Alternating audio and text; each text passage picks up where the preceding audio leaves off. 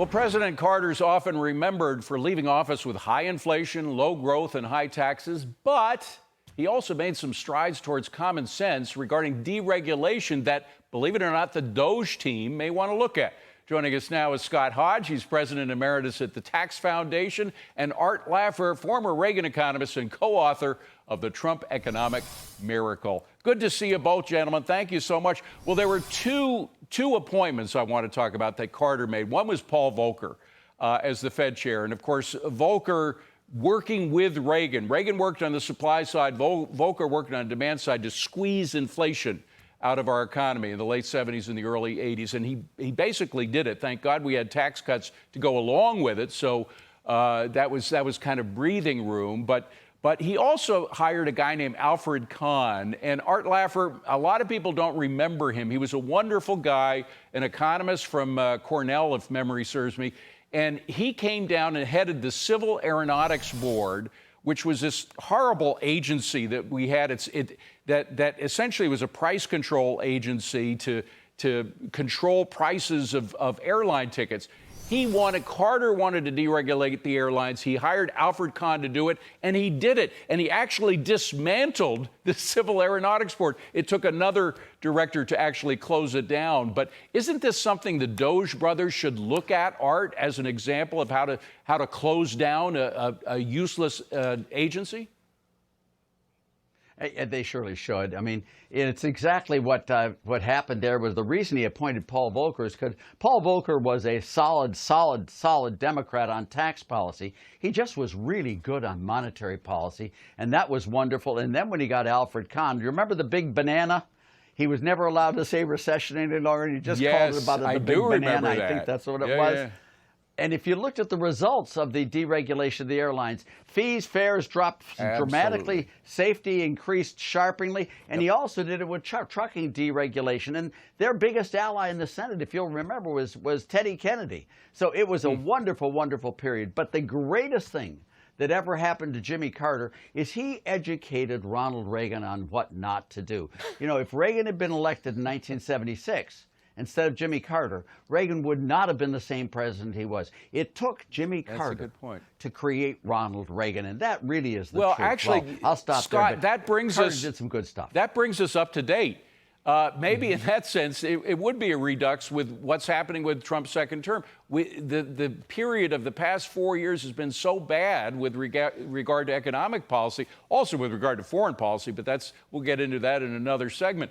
But that perhaps that might be helpful because the public knows what doesn't work now. They heard all the rhetoric that tax cuts lose money, lose $2 trillion, et cetera. In fact, we have an old blast from the past. The Labor Secretary, Robert Reich, was writing on an X-Post. He said, Trump's first round of tax cuts for the rich added $2 trillion to the debt. Extending them would add another $5 trillion to the debt. Well, that's hogwash. We gained an extra 48% in revenue since 2017. We've gained $1.5 trillion. It didn't cost, it gained money.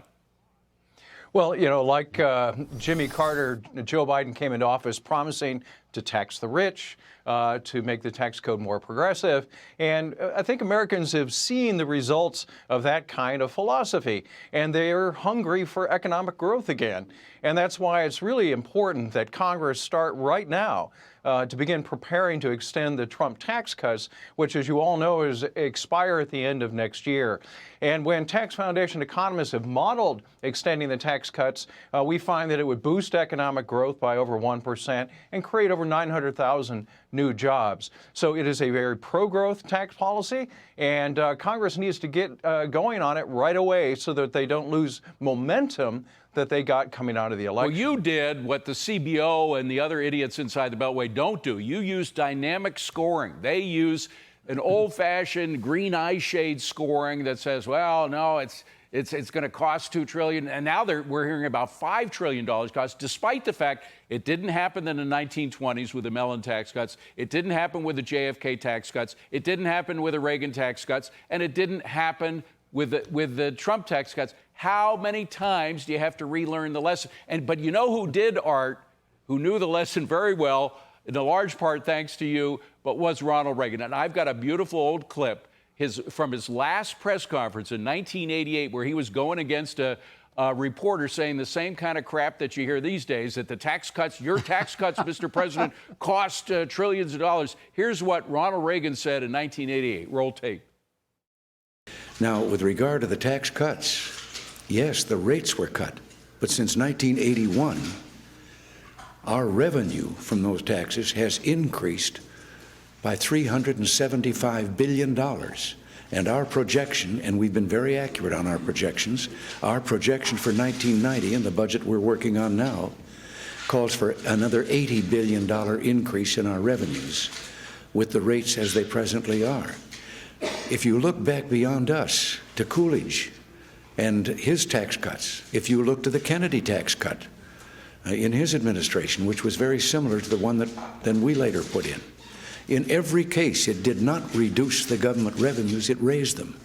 Art Laffer, it sounds like you talking. I mean, he absolutely got it. Do you think Donald Trump gets it after what he's seen during his first term? Oh, watching that clip almost made me cry, to be honest with you, David. It's I miss the man so much. Donald Trump gets it. Not only gets it, he probably gets it as well, if not better, than Reagan. Donald Trump did not make the mistake in his first term of phasing in the tax cuts. He did a lot of other things, such as transparency and medical pricing and all that stuff. It was just deregulation. So, when you look at Donald Trump, I honestly believe, and this is really true on economics and economics alone, that he was the single best first-term president in U.S. history. Ronald Reagan was great. And in the second term, Reagan, the 86 Tax Act, was spectacular. Yeah. But in the first term, I think Donald Trump was the best ever in U.S. history. Well, we only got, actually, we're already over time, Scott, but I got to focus on what's going to happen now. There are a lot of people that want to delay the tax extensions, maybe even to the point where it just edges up to that deadline on December 31st, 2025. If it goes over and we get a tax hike,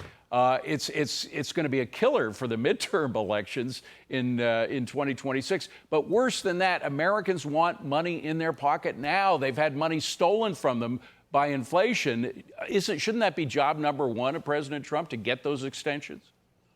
Absolutely. What Americans need, in addition to having money in their own pocket, is stability and predictability in the tax code. Yeah. And having this specter of this fiscal cliff out at the end of 2025 makes planning, whether you're a businessman or an individual, very, very difficult. And that's why they need to move quickly to make them permanent, so that Americans have stability and predictability and eventually economic growth. Particularly those small businesses. They have to be able to prepare for the future. Otherwise, they can't deal with the present. Gentlemen, gosh, I love you both. Good to see you very much. Scott Hodge and Art Laffer. Have a wonderful new year, gentlemen, and thank